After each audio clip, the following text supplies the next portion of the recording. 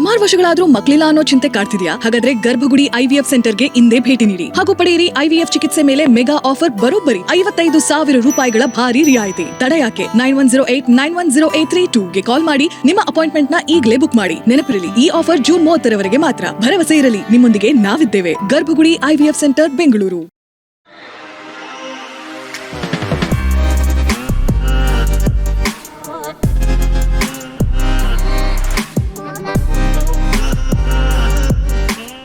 Hi friends, ದಿನದ ಎಲ್ಲ ಪ್ರಮುಖ ಸುದ್ದಿಯನ್ನು ನಿಮಗೆ ತಲುಪಿಸುವ mastmaga.comನ ಫುಲ್ ನ್ಯೂಸ್ಗೆ ಸ್ವಾಗತ. ನಾನು ಅಮರ್ ಪ್ರಸಾದ್. ರೇಣುಕಾಸ್ವಾಮಿ ಕೊಲೆ ಪ್ರಕರಣ ಸಂಬಂಧ ದಿನಕ್ಕೊಂದು ಮಾಹಿತಿ ಹೊರಬೀಳ್ತಾ ಇದ್ದು ದೇಶಾದ್ಯಂತ ನಟ ದರ್ಶನ್ ಭಾರಿ ಚರ್ಚೆಯಲ್ಲಿದ್ದಾರೆ. ಇದೀಗ ಮೃತ ರೇಣುಕಾಸ್ವಾಮಿಯನ್ನ ಯಾವ ರೀತಿ ಹಿಂಸೆ ಕೊಟ್ಟು ಹತ್ಯೆ ಮಾಡಲಾಯಿತು ಅನ್ನೋ ವಿಚಾರ ಕೂಡ ಸುದ್ದಿಯಾಗ್ತಾ ಇದೆ. ಹತ್ಯೆಗೂ ಮುನ್ನ ದರ್ಶನ್ ಗ್ಯಾಂಗ್ ಕ್ರೂರವಾಗಿ ವರ್ತಿಸಿದ್ದಂತೆ. ದೊಣ್ಣೆಯಿಂದೆಲ್ಲ ಹೊಡೆಯೋದು ಬಡಿಯೋದು ಒಂದ್ ಕಡೆ ಆದ್ರೆ ಮತ್ತೊಂದ್ ಕಡೆ ರೇಣುಕಾಸ್ವಾಮಿ ಸಸ್ಯಾಹಾರಿ ಅಂತ ಗೊತ್ತಿದ್ರು ಬಲವಂತವಾಗಿ ಅವರಿಗೆ ಮಾಂಸಾಹಾರವನ್ನ, ಬಿರಿಯಾನಿಯನ್ನೆಲ್ಲ ತುರುಕಲಾಗಿತ್ತು ಬಾಯಿಗೆ. ಅದನ್ನ ತಿನ್ನೋಕಾಗದೆ ರೇಣುಕಾಸ್ವಾಮಿ ಅದನ್ನ ಉಗುಳಿದ್ರಂತೆ. ಜೊತೆಗೆ ನಮ್ಮ ಬಾಸ್ ಬರ್ತಾರೆ, ಒದೆ ತಿನ್ನೋಕೆ ರೆಡಿ ಆಗಿರುವಂತೆಲ್ಲ ಹೇಳಿದ್ರಂತೆ. ರೇಣುಕಾಸ್ವಾಮಿಯನ್ನ ಕಿಡ್ನಾಪ್ ಮಾಡಿದ ನಂತರ ಈ ರೀತಿ ಅವರಿಗೆ ಟ್ರೀಟ್ ಮಾಡಲಾಗಿದೆ ಅಂತ ಈಗ ಒಂದೊಂದೇ ಭಯಾನಕ ಭೀಭತ್ಸ ವಿಚಾರಗಳು ಹೊರಬೀಳ್ತಾ ಇವೆ. ಅಷ್ಟೇ ಅಲ್ಲದೆ ರೇಣುಕಾಸ್ವಾಮಿಗೆ ಹಲ್ಲೆ ಮಾಡುವಾಗ ಒಂದು ಗೂಡ್ಸ್ ವಾಹನವನ್ನ ಕೂಡ ಬಳಸಲಾಗಿದೆ, ಅದಕ್ಕೆ ಡಿಕ್ಕಿ ಹೊಡಿಸಲಾಗಿದೆ ಅಂತ. ಹೀಗಾಗಿ ಪೊಲೀಸರು ಆ ಗೂಡ್ಸ್ ವಾಹನವನ್ನ ಕೂಡ ಸೀಸ್ ಮಾಡಿದ್ದಾರೆ. ಏನು, ರೇಣುಕಾಸ್ವಾಮಿ ಹತ್ಯೆ ಪ್ರಕರಣದಲ್ಲಿ ನಟ ದರ್ಶನ್ ಹೆಸರು ರಿವೀಲ್ ಮಾಡಿದೆ. ಆತನ ದೇಹವನ್ನ ವಿಲೇವಾರಿ ಮಾಡೋಕೆ ತಗೊಂಡಿದ್ದ 30 ಲಕ್ಷ ರೂಪಾಯಿ ಡೀಲ್ ಕ್ಯಾಶ್ ಅನ್ನು ಕೂಡ ಪೊಲೀಸರು ಸೀಸ್ ಮಾಡಿದ್ದಾರೆ. ತನಿಖೆ ವೇಳೆ ಆರೋಪಿಗಳು ದರ್ಶನ್ ಆಪ್ತನೊಬ್ಬನ ಮನೆಯಲ್ಲಿ ಹಣ ಇಟ್ಟಿರುವುದಾಗಿ ಬಾಯ್ಬಿಟ್ಟಿದ್ದಾರೆ. ಈ ಆಧಾರದ ಮೇಲೆ ದರ್ಶನ್ ಆಪ್ತನ ಮನೆ ಮೇಲೆ ಪೊಲೀಸರು ದಾಳಿ ಮಾಡಿ 30 ಲಕ್ಷ ಹಣವನ್ನ ವಶಕ್ಕೆ ಪಡೆದಿದ್ದಾರೆ. ಇನ್ನೊಂದು ಕಡೆ ರೇಣುಕಾಸ್ವಾಮಿಯನ್ನ ದರ್ಶನ್ ಥಳಿಸಿರೋ CCTV ಫುಟೇಜ್ ಲಭ್ಯವಾಗಿದೆ ಅಂತ ಹೇಳೋ ಆಡಿಯೋ ಹರಿದಾಡ್ತಾ ಇದೆ. ಪೊಲೀಸ್ ಅಧಿಕಾರಿಯೊಬ್ಬರು ತನ್ನ ಸ್ನೇಹಿತನೋ ಸಹೋದ್ಯೋಗಿಯೋ ಹತ್ರ ದರ್ಶನ್ ರೇಣುಕಾಸ್ವಾಮಿ ಮೇಲೆ ಹಲ್ಲೆ ಮಾಡುತ್ತಿರೋ CCTV ಫುಟೇಜ್ ಸಿಕ್ಕಿದೆ. ದರ್ಶನ್ ಮತ್ತು ಗ್ಯಾಂಗ್ ರೇಣುಕಾಸ್ವಾಮಿ ಮೇಲೆ ಅಮಾನವೀಯವಾಗಿ ಹಲ್ಲೆ ಮಾಡಿದ್ದಾರೆ. ಈ ಕೇಸಲ್ಲಿ ಫೇವರ್ಗಾಗಿ ಸಾಕಷ್ಟು ಇನ್ಫ್ಲೂಯೆನ್ಸ್ ಎಲ್ಲ ಮಾಡಲಾಗ್ತಾ ಇದೆ ಅಂತ ಪೊಲೀಸ್ ಅಧಿಕಾರಿಗಳು ಹೇಳ್ತಿರೋ ಕಾಲ್ ರೆಕಾರ್ಡಿಂಗ್ ವೈರಲ್ ಆಗಿದೆ. ಇನ್ನು ಪ್ರಕರಣ ಸಂಬಂಧ 17 ಆರೋಪಿಗಳ ಪೈಕಿ 13 ಮಂದಿಯನ್ನ ಮಾತ್ರ ಪೊಲೀಸರು ಅರೆಸ್ಟ್ ಮಾಡಿದ್ದಾರೆ. ಮಿಕ್ಕ 4 ಘಟನೆ ಬಳಿಕ ನಾಪತ್ತೆಯಾಗಿದ್ರು. ಇದೀಗ ನಾಪತ್ತೆಯಾಗಿರೋ 4 ಪೈಕಿ ಓರ್ವ ಸ್ವಯಂ ಪ್ರೇರಿತವಾಗಿ ಚಿತ್ರದುರ್ಗದ DYSP ಕಚೇರಿಗೆ ಬಂದು ಶರಣಾಗಿದ್ದಾನೆ. ಪ್ರಕರಣದ 8ನೇ ಆರೋಪಿಯಾಗಿರೋ ಈತನನ್ನ ಚಿತ್ರದುರ್ಗದ ಆಟೋ ಡ್ರೈವರ್ ರವಿಶಂಕರ್ ಅಂತ ಗುರುತಿಸಲಾಗಿದೆ. ಅಂದಹಾಗೆ ಆಟೋ ಬಾಡಿಗೆಗೆ ಅಂತ ಹೇಳಿ ಆರೋಪಿಗಳಾದ ಜಗದೀಶ್, ರಾಘವೇಂದ್ರ, ರವಿಶಂಕರ್ರನ್ನ ಕರೆಸ್ಕೊಂಡಿದ್ರು. ದರ್ಶನ್ ಭೇಟಿಗೆ ಅಂತ ಹೇಳಿ ರೇಣುಕಾಸ್ವಾಮಿಯನ್ನ ಚಿತ್ರದುರ್ಗದ ಕುಂಚಿಗನಾಳ ಬಳಿ ಇದೇ ಆಟೋದಲ್ಲಿ ಕರ್ಕೊಂಡ್ಬರಲಾಯಿತು. ನಂತರ ಅಲ್ಲಿಂದ ರೇಣುಕಾಸ್ವಾಮಿಯನ್ನ ಕಾರಿಗೆ ಹತ್ತಿಸಲಾಗಿತ್ತು. ದರ್ಶನ್ ಭೇಟಿ ಅಂತ ರೇಣುಕಾಸ್ವಾಮಿ ಸಂತೋಷದಿಂದಲೇ ಕಾರನ್ನ ಹತ್ತಿದ್ರು ಅಂತ ಈ ಆಟೋ ಚಾಲಕ ರವಿಶಂಕರ್ ಪೊಲೀಸರಿಗೆ ಮಾಹಿತಿ ಕೊಟ್ಟಿದ್ದಾರೆ. ಎಂಥ ವ್ಯಕ್ತಿಗಳು ನೋಡಿ, ಆ ರೇಣುಕಾಸ್ವಾಮಿಯನ್ನ ಖುಷಿಯಾಗಿ ಗಾಡಿಯಲ್ಲಿ ಹತ್ಕೊಂಡ್ಬರೋ ರೀತಿ ಮಾಡಿದ್ದಾರೆ. ಜೊತೆಗೆ ಬಾಡಿಗೆಗೆ ಅಂತ ನನ್ನನ್ನು ಕರೆದು ಸಂಕಷ್ಟಕ್ಕೆ ಸಿಕ್ಕಾಕ್ಸಿದ್ದಾರೆ ಅಂತ ರವಿಶಂಕರ್ ಅಳಲನ್ನು ತೋಡ್ಕೊಂಡಿದ್ದಾರೆ ಪೊಲೀಸರ ಮುಂದೆ. ಇದೆಲ್ಲರ ನಡುವೆ ಇದೀಗ ದರ್ಶನ್ ವಿರುದ್ಧ ಪೊಲೀಸರಿಗೆ ಪ್ರಬಲ ಸಾಕ್ಷ್ಯ ಸಿಕ್ಕಿರುವುದು ವರದಿಯಾಗ್ತಾ ಇದೆ. ಪ್ರಕರಣದಲ್ಲಿ ದರ್ಶನ್ ಪಾತ್ರ ಬಯಲು ಮಾಡುವಲ್ಲಿ A13 ಆರೋಪಿ ನಂಬರ್ 13 ದೀಪಕ್ ಈಗ ಐ ವಿಟ್ನೆಸ್ ಆಗಿದ್ದಾರೆ, ಪ್ರತ್ಯಕ್ಷದರ್ಶಿ ಸಾಕ್ಷಿಯಾಗಿದ್ದಾರೆ. ತಾನು ಯಾವುದೇ ರೀತಿ ಹಲ್ಲೆ ಮಾಡಿಲ್ಲ ಅಂದಿರೋ ದೀಪಕ್ ದರ್ಶನ್ ರೇಣುಕಾಸ್ವಾಮಿಯವರ ಮರ್ಮಾಂಕಕ್ಕೆ ಒದ್ದಿದ್ದಾರೆ ಅಂತ ತನಿಖಾಧಿಕಾರಿಗಳ ಮುಂದೆ ಬಾಯ್ಬಿಟ್ಟಿದ್ದಾರೆ.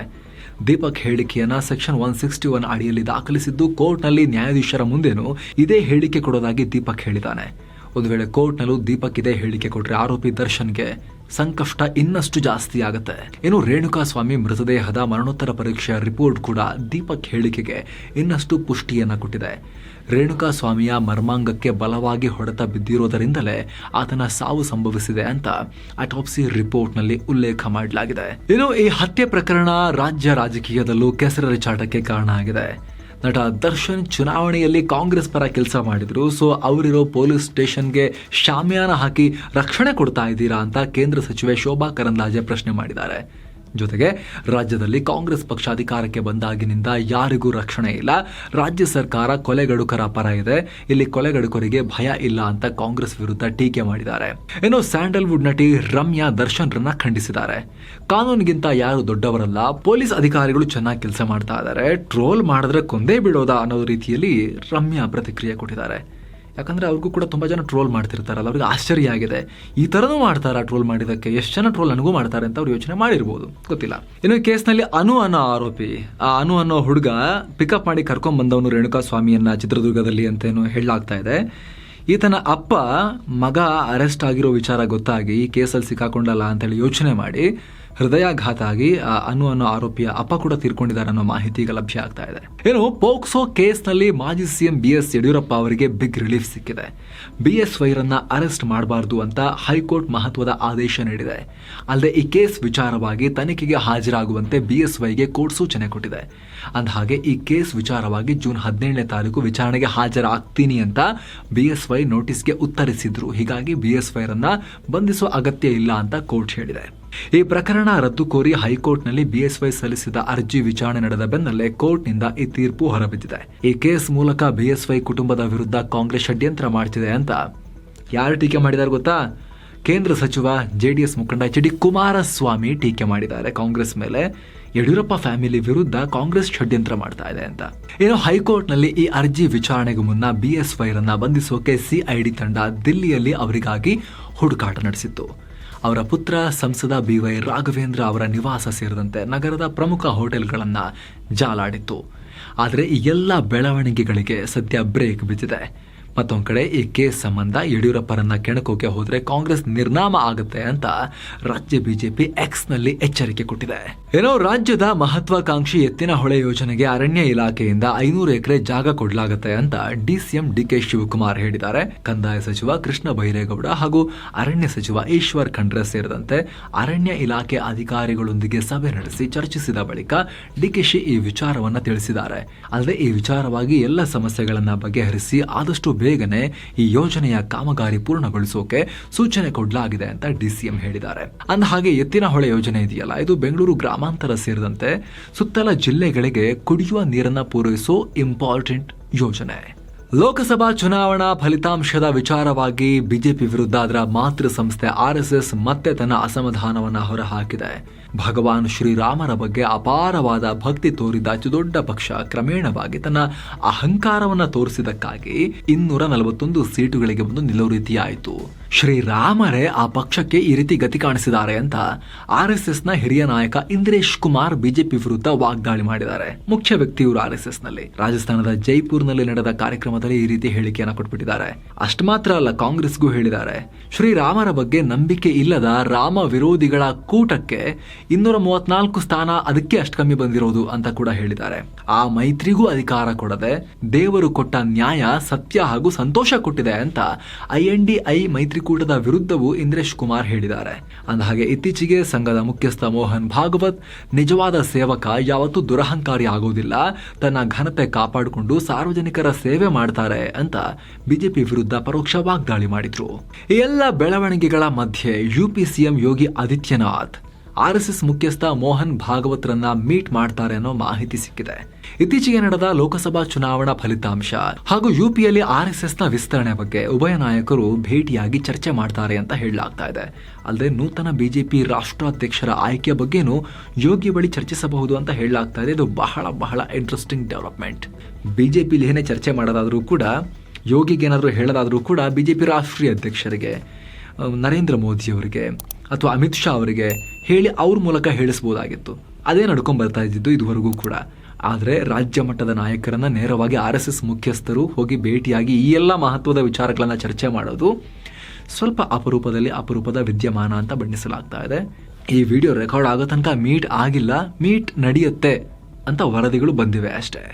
18ನೇ ಲೋಕಸಭೆಯ ಚೊಚ್ಚಲ ಮುಂಗಾರು ಅಧಿವೇಶನ ಜುಲೈ 22ರಿಂದ ಶುರುವಾಗುತ್ತೆ ಅನ್ನೋ ಮಾಹಿತಿ ಸಿಕ್ಕಿದೆ.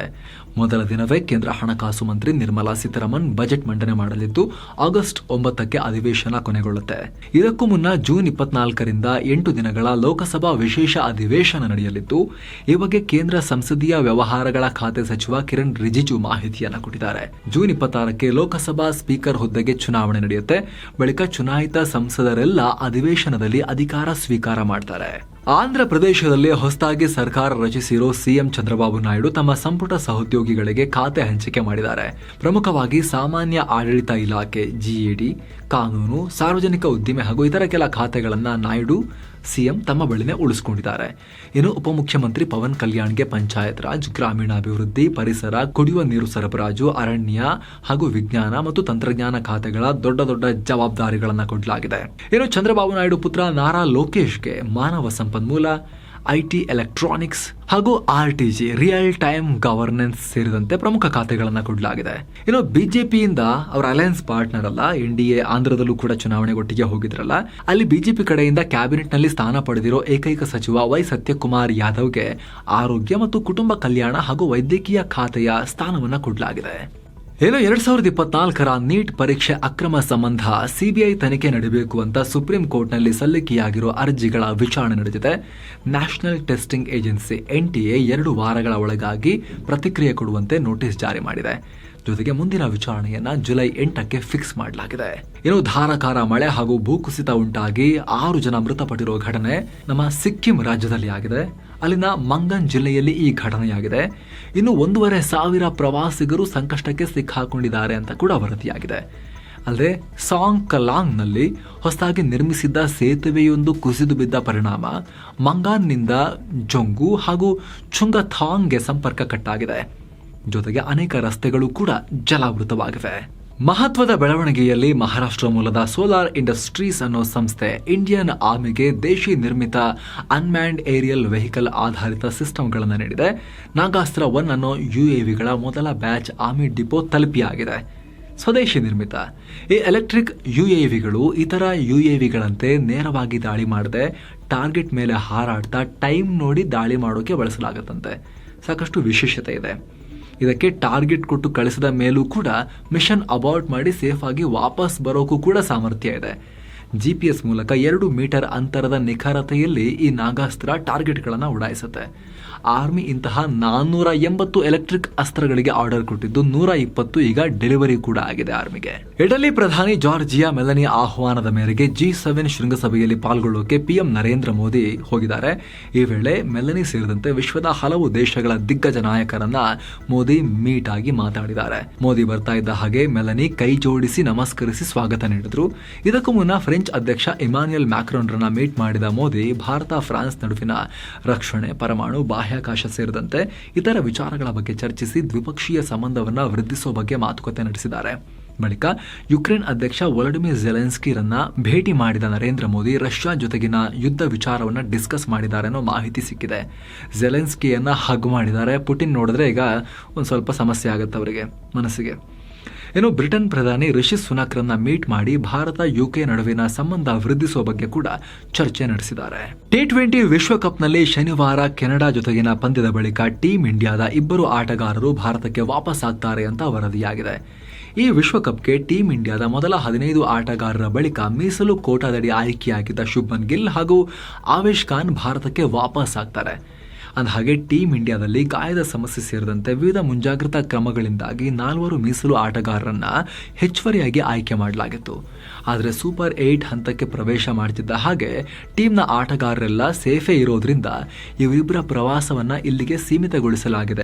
ಅಲ್ಲದೆ ಇನ್ನುಳಿದ 2 ಮೀಸಲು ಆಟಗಾರರಾದ ರಿಂಕು ಸಿಂಗ್ ಹಾಗೂ ಖಲೀಲ್ ಅಹ್ಮದ್ ಮಾತ್ರ ಮುಂದಿನ ಪಂದ್ಯಗಳಲ್ಲಿ ಟೀಮ್ನೊಂದಿಗೆ ಇರ್ತಾರೆ ಅಂತ ಮಾಹಿತಿ ಲಭ್ಯ ಆಗ್ತಾ ಇದೆ.